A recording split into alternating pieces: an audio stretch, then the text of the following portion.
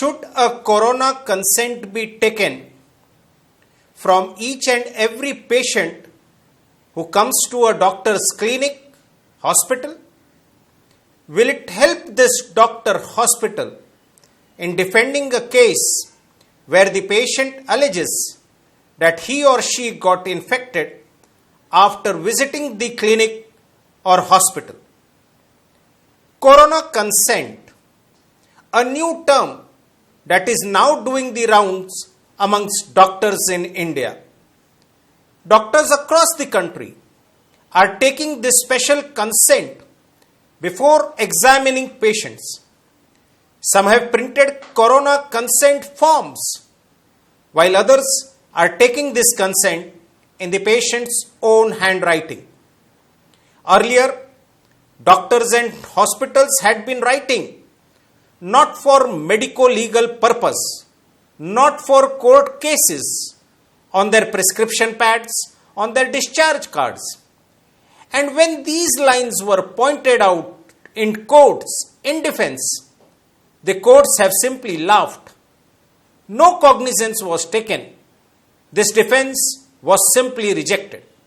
So this corona consent also will be of no use to any doctor or hospital in a court of law if at all the patient decides to approach courts. Simply because a patient's consent or declaration has been taken, it cannot give the doctor a right to be negligent. Consent and negligent acts are two different things. Please don't mix them.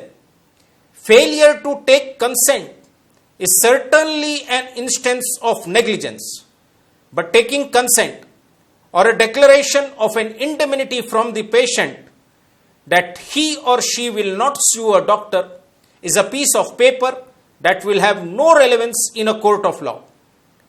Now, as far as the real problem is concerned, what is the solution? The patient coming to a clinic, getting examined, and then alleging that he or she got infected and therefore the doctor was negligent and should pay compensation. Doctors should be least concerned about this problem. There are three solid legal reasons for saying so. First, in India, it is the patient who has to prove negligence, not the doctor, not the hospital. How will a patient conclusively prove that he or she got infected only at the clinic, not while coming to the clinic or going back home? Second, this is an emergency. The courts are more than lenient in such situations. We have a plethora of reported cases, even from the apex court, the Honorable Supreme Court of India.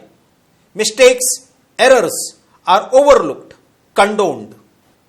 Third, most of the states have come up with requests, with advisories, appeals to doctors to open their clinics, to open their hospitals.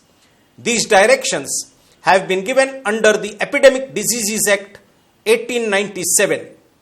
And Section 4 of this Act specifically gives complete protection from legal proceedings to anyone who has acted in good faith. This is complete protection for doctors. But in spite of the aforesaid, if you still want to be overcautious, you should take two simple precautions, or rather two pieces of evidence that should be collected and preserved for any such contingency. First, you would obviously be purchasing personal protective equipments, PPEs, for yourself, for your staff. Keep the receipt of purchase safely. Second, you would have put up posters in your clinic about following proper hygiene, distancing, and so on. Take photographs, preserve them. If at all a patient goes to court, then these two documents are enough to prove that you had taken the requisite precautions in this pandemic. So please remember, this corona consent is not required legally, except manage your patients without any fear of law or courts. Courts and law are on your side, at least in this pandemic. Thank you.